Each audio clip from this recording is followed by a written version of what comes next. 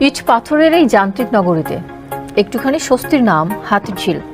ব্যস্ত নগরীতে জলাধারের চারপাশে যেমন রয়েছে পিচ ঢালা পথ, তেমনি সড়কের পাশে রয়েছে বিভিন্ন ধরনের গাছ।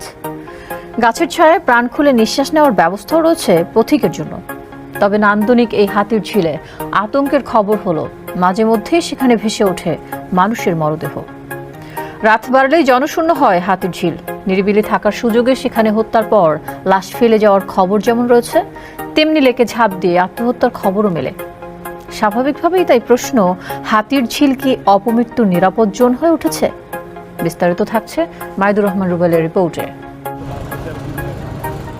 রাজধানীর পূর্ব পশ্চিমের যোগাযোগ বাড়িয়েছে হাতিরঝিল প্রকল্প। সাথে লেক আর চারপাশে সবুজে ঘেরা সড়কে তীব্র গরমে শীতল পরশ লাগে পথিকের গায়ে।